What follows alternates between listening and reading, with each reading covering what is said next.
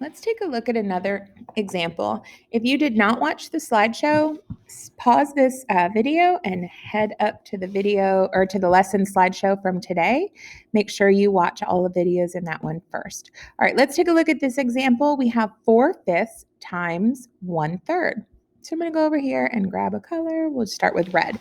So what that says is 4 out of 5, so we should count 5 rows. Remember, it doesn't matter which one's row, which one's column, but we do know that the denominator represents one or the other. So we have 1, 2, 3, 4, 5 rows. And we'll grab a different color, let's say green. We should have 3 columns, so 1, 2, 3 columns. All right, so let's start with the columns since I have green right now. Out of 3 columns, the first fraction should have 1 shaded. Remember from the slideshow, it does not matter which row, which column you choose, as long as your shading is the same as the fractional parts from your fraction. So we shaded 1 out of 3 columns in green. I'm going to go grab a different color. Let's say red. There we go. And I'm going to do shade 4 out of 5 rows now. So we have 1, 2, 3, 4, 5 rows. I'm going to shade 4 out of 5. And just for the sake of time, I'm going to do some big shading here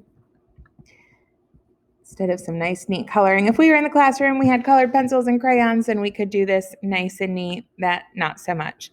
All right, so our last step here, remember, this is two different models on top of each other. So we could have done 4/5, a model that represented 4/5 and a model that represented 1/3. And when we laid them on top of each other, this is what it would look like, or something like this. So our product here, or our answer, is where the 2 colors overlap. Overlap means one on top of the other.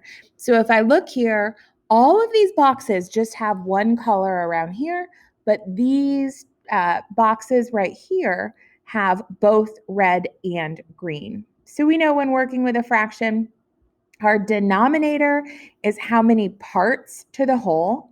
So we drew an array, or an array was already drawn for us. We had a 5 by 3. We know that we could say 5 by 3 is like 5 times 3. So if I counted up all of these boxes, I have 15. We know that our numerator is how many parts we have to that whole, and we have represented with both colors here are overlapping was 4 out of 15, only counting the overlapping parts. So we had 4 out of 15.